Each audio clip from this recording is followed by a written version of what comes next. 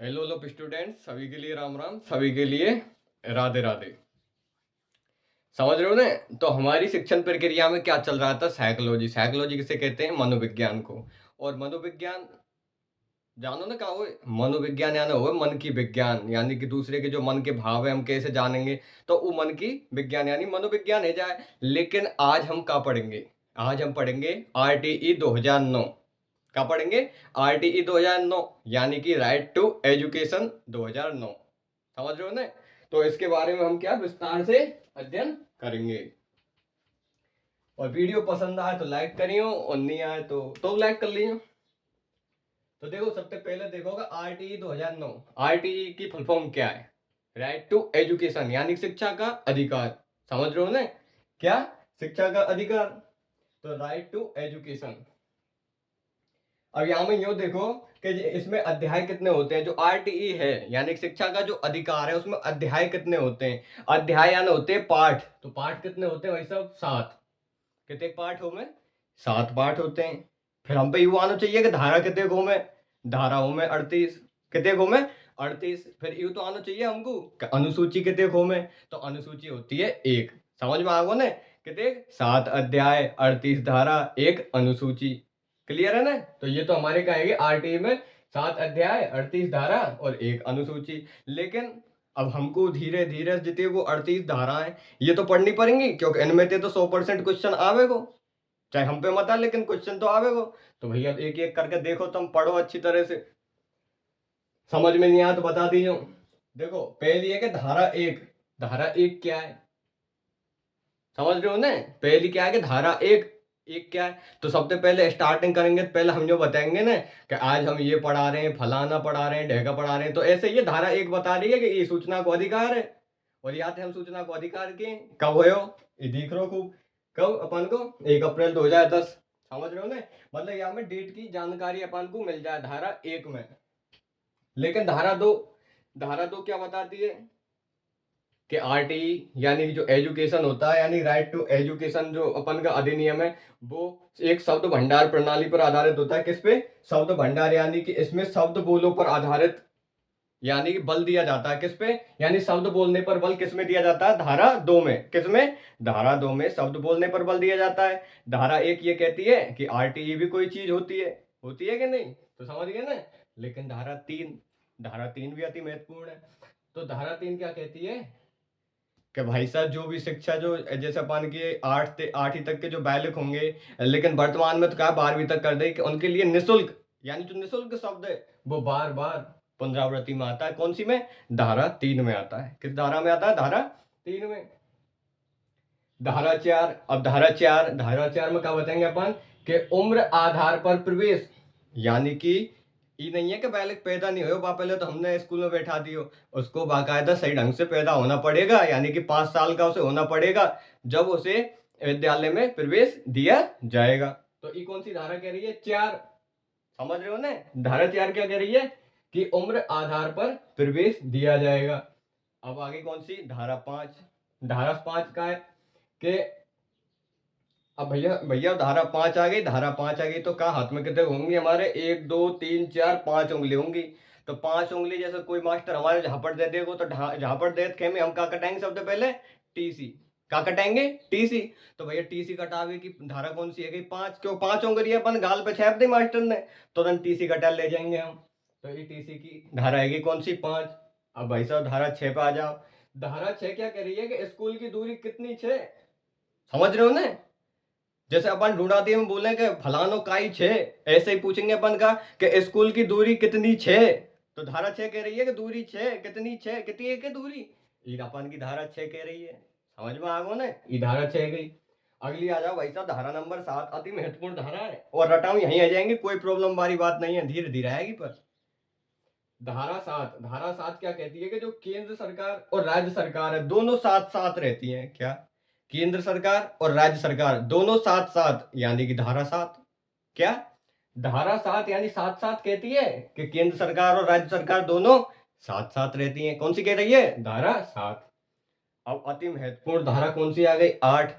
इनमें तो क्वेश्चन उठे रीट में हर बेर ही, मजाक वाली बात नहीं है, सही ढंग से देखो है। तो धारा 8 क्या हो जाएगी? 8 के ठाठ, जिसके में ना अपन 16 दूनी 8, समझ रहे हो ना।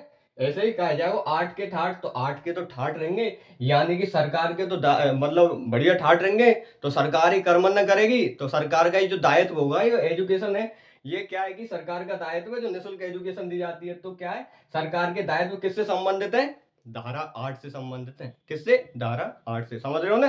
हाँ, अब भाई साहब आ जाओ धारा 9। धारा 9, 9 की नारी सरकार के बाद अधिकारी। तो भाई साहब क्या है कि जैसे 9 की तो नारी हो जाएगी, और सरकार के बाद दूसरी वो अधिकारी हो जाएगी, समझ रहे हो ना। 9 की नारी और सरकार के बाद वही अधिकारी है, तो ये हो जाएगी अपन कौन सी, धारा नंबर 9। लेकिन 9 पढ़ लिया भाई साहब, 10 पे जानो पड़े हो, क्यों गिनती तो एक एक ही आएगी। तो धारा 10 क्या कह रही है कि अधिकारी के बाद उसके माता पिता होंगे। जैसे कोई अधिकारी होगा, तो अधिकारी के बाद जो दायित्व होगा वो किसके ऊपर डिपेंडेड होगा, उसके माता पिता। जैसे कोई छात्र है, तो छात्र के माता पिता के ऊपर वो पूरी रिस्पॉन्सिबिलिटी आ जाएगी। ये क्या कह रही है, धारा 10 कह रही है, क्या कह रही है, धारा 10। अब 10 तक तो अपन ने धारा रट ली, समझ रहे हो ना। अब आ जाएंगे अपन 11 पे, क्योंकि अब 11 इतने इंपॉर्टेंट, ज्यादा इंपॉर्टेंट आ गई धारा। तो क्या है कि धारा नंबर 11, समझ रहे हो ना। 11, 11 में क्या है कि 3 माइनस 11 यानी 11 आ रहा है, तो आंगनबाड़ी आ में 11 आ रहा है। तो धारा क्या कर रही है कि जो प्राथमिक स्तर के जो बालक होंगे वे आंगनबाड़ी में भी पढ़ेंगे। कहीं पढ़ेंगे, आंगनबाड़ी में पढ़ेंगे। तो धारा 11 आ में क्या है, 11 दिख रहा है, परफेक्ट रूप से इंडिकेट है, हो गई 11, तो डायरेक्ट हम लिख देंगे आया ने धारा 11 आंगनबाड़ी कह रही है। अब आ जाओ भाई साहब धारा नंबर 15, समझ रहे हो ना। धारा 15, धारा 15 कह रही है, धारा 15 नहीं, धारा नंबर 12 आ गई, ये अपन की मिस्टेक है गई। तो क्या समझ रहे हो ना, धारा नंबर 12, 12 दूना 24, 24 और 1 25, और 25% तो आरक्षण मिल गो। आरटीई को कितने परसेंट आरक्षण है, 25%। धारा 12 क्या कह रही है, 12 दूना 24 और 1 25% आरक्षण, यानी इतने तो बाकी रिजर्व सीट रहेंगी एक क्लास में, कितने, 25%। धारा नंबर 13, धारा नंबर 13 क्या है, धारा नंबर 13 है कि 10% जुर्माना। क्या है, 10% जुर्माना। धारा 13 क्या कह रही है, 13 नंबरी प्रवेश, तो 10% जुर्माना। यानी कि अगर 13 नंबरी प्रवेश होगा, यानी समझ रहे हो ना, फर्जीवाड़े ते काउ बैठा दियो स्कूल में, तो 10% जुर्माना लग जाएगा। कितने परसेंट, 10%। कब, जब 13 नंबरी अपन को प्रवेश होगा, यानी फर्जीवाड़े ते प्रवेश होगा, तो 10% जुर्माना लग जाएगा। ई क्या कह रही है, धारा 13। धारा 14 पे आ जाओ भाई साहब। तो धारा 14 क्या कह रही है कि जन्म प्रमाण पत्र के कारण प्रवेश नहीं रोक सकते तुम। मतलब 13 में तो कह रही है कि अगर फर्जी बालक बैठा दियो तो 10% जुर्माना होगा, और 12 धारा कह रही है कि बालकन की 25% तो रिजर्व सीट होंगी।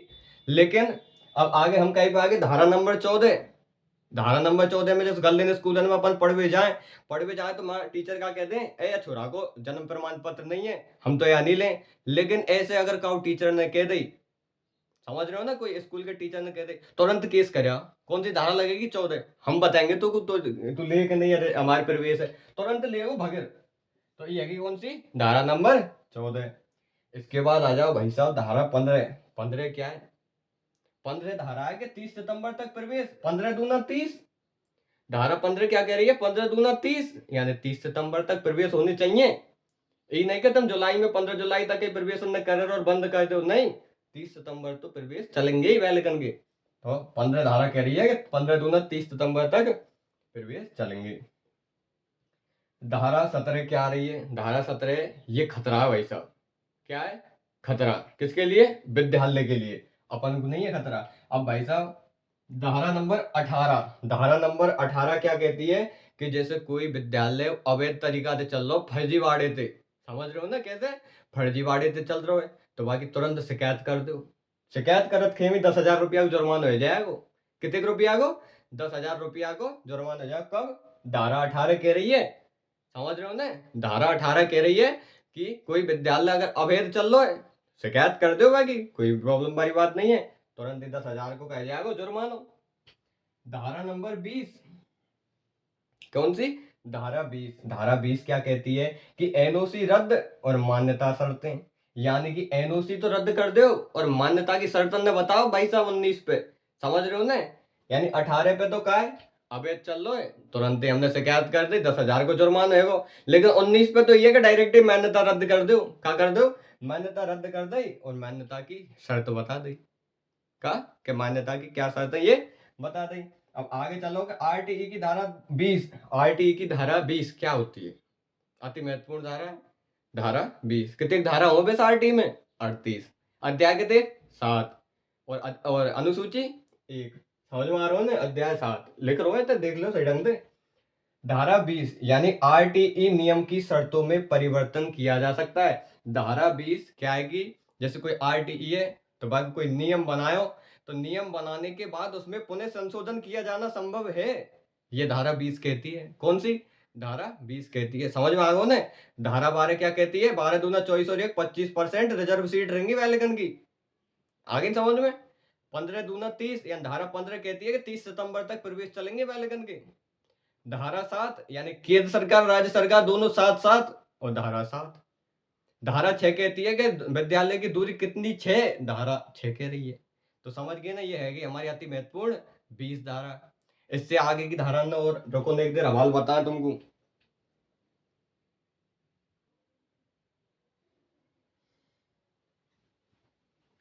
तो हमारी कितनी धारा है गई, 1 तेवर 20 तक हमारी जो धाराएं वो समाप्त हो चुकी हैं। अब कितनी शेष रही, 18 धाराएं। कितनी धाराएं शेष रह गई, 18 धाराएं। लेकिन हमारी एक धारा और रह गई, कौन सी, 16वें नंबर की धारा। कौन सी, 16वें नंबर की धारा रह गई। तो 16वें नंबर की धारा क्या कहती है कि 8वीं तक फेल नहीं करना भैया कोई बैल, जैसे कोई स्टूडेंट है तो वो कक्षा 8 में फेल नहीं किया जाएगा।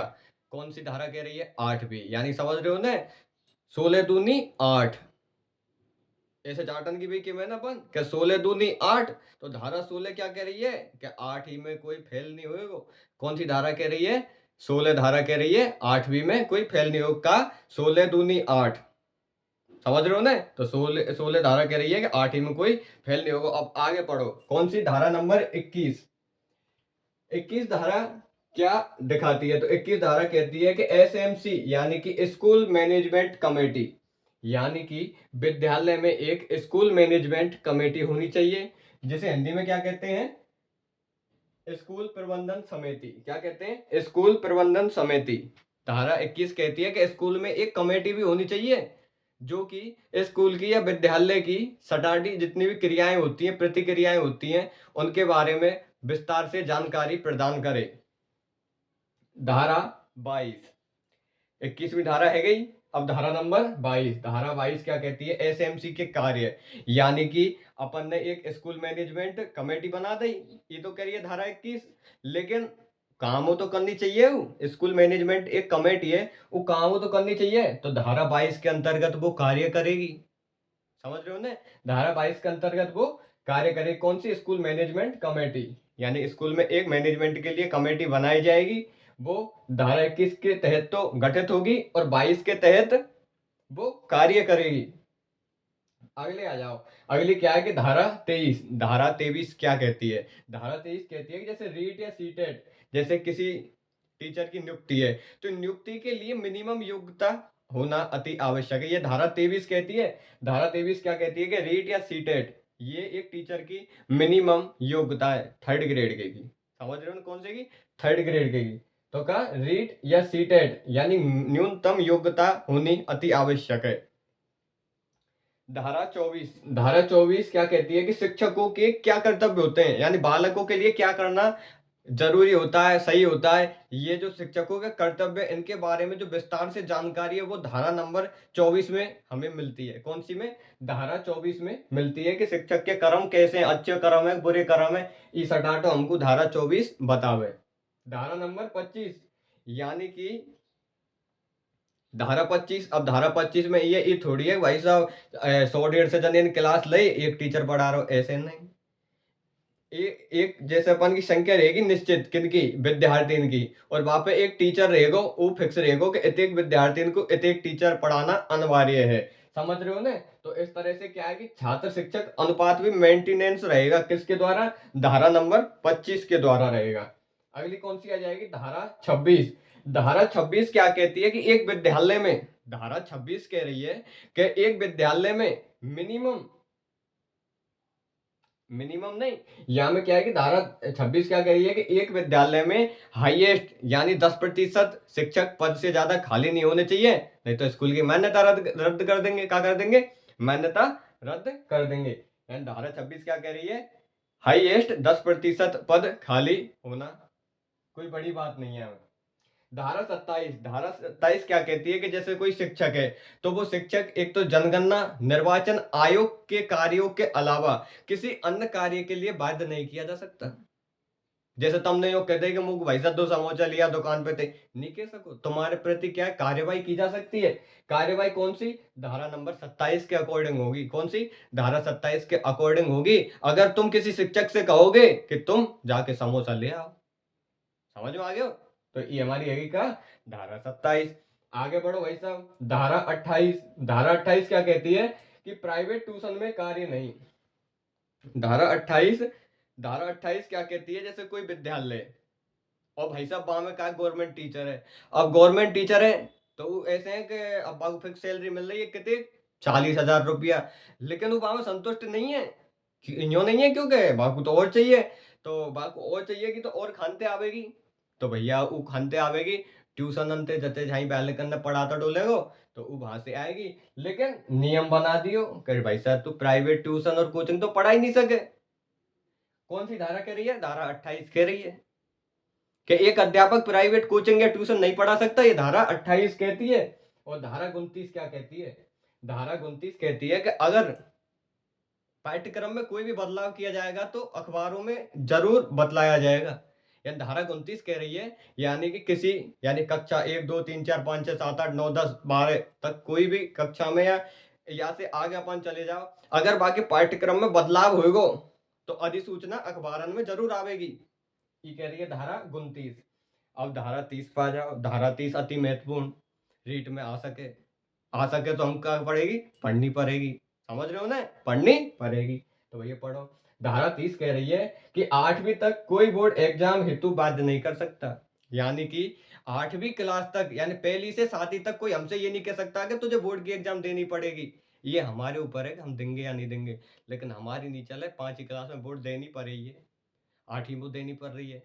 लेकिन अब लिख रहे हो जो तो पढ़ाना पड़ेगा, तो समझ रहे हो ना? तो धारा 30 क्या कह रही है कि 8वीं तक बोर्ड एग्जाम हेतु बाध्य नहीं किया जा सकता, धारा 30 कह रही है। अब आगे बढ़ो, आगे कौन सी आएगी? धारा 31। धारा 31 है, देखो भाई साहब, अब बालकन को संरक्षण करना पड़ेगा तो एक आयोग बनाना पड़ेगा। तो धारा 31 कहती है कि बाल संरक्षण आयोग का गठन किया जाना संभव होना चाहिए। क्या? बाल संरक्षण आयोग का, यानी कि बालकों की क्या समस्याएं उनका निवारण किया जाना चाहिए। तो ये अपन की समस्या न ले लेंगे यहाँ। कौन सी में? धारा 31 में। धारा 32 क्या कहती है? जैसे भाई साहब धारा 32 कहती है जैसे कोई टीचर है, टीचर ने बालक झूठ दियो बुरी तरह और बालक रो रो है, तो समझ रहे हो ना, हाथ पांव टूरा रहे, तो तुरंत ही एक लिखित शिकायत दे दो बाकी टीचर के खिलाफ। ये धारा 32 कह रही है। लेकिन बस शिकायत है ये थोड़ी है कि जैसे जो दे आए हो अपन के जो घर के होंगे माता पिता भी दे सके, समझ रहे हो ना, भी दे सके। तो परिवार के जो व्यक्ति होते हैं वो धारा 32 के तहत क्या लिखित शिकायत दे सकते हैं अध्यापक के खिलाफ भी। धारा 33, धारा 33 कहती है कि 15 सदस्यीय केंद्रीय सलाहकार परिषद का गठन होना अनिवार्य है। कैसी? 15 सदस्यीय और केंद्रीय सलाहकार परिषद होनी चाहिए, धारा 33 कह रही है। कौन सी कह रही है? धारा 33 कह रही है कि 15 सदस्यीय और केंद्रीय होनी चाहिए भाई साहब, राज्य ने केंद्रीय, केंद्रीय सलाहकार परिषद का गठन किया जाना चाहिए। धारा 34 पा जाओ। धारा 34 क्या कहती है? धारा 34 कहती है कि 15 सदस्यीय फिर का राज्य सलाहकार परिषद होनी चाहिए। जब 33 में भाई साहब अपन ने केंद्र की बना दी सलाहकार परिषद, तो अब अपन की राज्य की तो होनी चाहिए, जबकि हम तो यहाँ पढ़ रहे हैं तो राज्य की भी होगी भाई साहब, 15 सदस्यीय होगी। धारा 35, धारा 35 क्या कहती है? धारा 35 कहती है कि केंद्र राज्य द्वारा मार्गदर्शन सिद्धांत जारी होना चाहिए। जो केंद्र सरकार है वो राज्य द्वारा मार्गदर्शित होना चाहिए, यानी कि राज्य में जैसे अगर हमें कोई लगा कि ये इंटरचेंज होना चाहिए तो हम केंद्र को बताएंगे कि भाई साहब ये कमी आ रही है हमन को, और हम तुरंत केंद्र को बता देंगे, केंद्र का समाधान करेगा कि नहीं। ऐसे है जाएगा। जैसे अपन कहते थे चल जाएंगे कौन से बीजेपी के नेता, और फिर अपन नरेंद्र मोदी माओ जाके कहते हैं भाई साहब ये कमी आ रही है और जल्दी करो यार नहीं तो प्रॉब्लम है जाएगी। समझ रहे हो ना, प्रॉब्लम है जाएगी। कौन सी कह रही है? धारा 35 कह रही है। अब भाई साहब हमारी पहले एक धारा रहेगी कौन सी? 16 दूनी 8। समझ रहे हो ना, धारा 16 कहती है कि 8वीं में फेल नहीं करना, पहले पढ़न दो बेचारे कहीं को वैसे फेल करो। धारा 36 और या धारा 16 से गोल्डन धारा रखी में शायद, क्या कहते हैं? धारा 16 से गोल्डन धारा कहते हैं। धारा 36, धारा 36 क्या है कि जुर्माना लगाने से पहले अधिकारी से पूछो। जैसे हमें लगा कि विद्यालय में ये कमी है, कोई टीचर ने कोई बालक झूठ दियो, बुरी तरह झूठ है, तो भाई साहब बा खिलाफ कोई कार्यवाही तो करनी पड़ेगी। लेकिन ऐसे नहीं है कि अपन डायरेक्ट ही कार्रवाई कर देंगे। धारा 36 कहती है कि पहले अधिकारी से पूछो कि बात सही है कि नहीं है, कोई वैसे तो मैटर नहीं है, तो पहले पूछनी पड़ेगी अपन को। ये कौन सी कह रही है अपन की? धारा 36 कह रही है। अब आगे कौन सी? धारा 37। धारा 37 क्या कहती है कि एसएमसी यानी स्कूल मैनेजमेंट कमेटी यानी विद्यालय प्रबंधन समिति के खिलाफ वाद या विधिक क्रिया संबंधी है। यानी धारा 37 क्या है? जैसे एसएमसी यानी स्कूल प्रबंधन कमेटी है, उसके प्रति जो हमें कोई विधिक या वाद विवाद कोई भी अगर हमें लिखना है या करना है तो उससे संबंधित धारा कौन सी है? अपन की धारा 37। धारा 21 क्या कहती है कि एसएमसी होनी चाहिए। धारा 22 कह हुआ कि एसएमसी के कार्यकाल में, और धारा 37 कह रही है कि एसएमसी के खिलाफ ही क्रिया कैसे होगी। अब धारा 38 आ गई, लास्ट धारा, धारा 38 यानी राज्य सरकार अपने हित हेतु नियम परिवर्तित कर सकती है। यानी कि धारा 38 कह रही है कि अगर राज्य को देख रहे हो, जैसे राजस्थान को देख रहे हो कि भाई साहब हमारे हित तो यहाँ में, तो तुरंत बदल दे हुआ है। राज्य के खिलाफ, राज्य के लिए ये नियम है कि अगर राज्य सरकार को यह लगता है कि हमें इस चीज की कमी महसूस हो रही है तो वो स्वतः स्वयं अपनी इच्छा से आरटीई के नियमों में परिवर्तन कर सकती है। समझ में आ गो? तो ये हमारी आरटीई की पूरी क्लास है गई। सभी के लिए राम राम, सभी के लिए राधे राधे। नेक्स्ट क्लास में आपके लिए एनईपी को इसी तारतम्यता, इसी ऊर्जा के साथ दोबारा बताएंगे और तुम फिर समझ जाएंगे। और अगर वीडियो अच्छी लगो तो लाइक करो, कमेंट करो, सब्सक्राइब करो, और इसको एक दो जैसे अपन के जलवे बारे हों ऐसे वैसे हों समझ शेयर करो, जब ही चलो काम। तो सभी के लिए राम राम।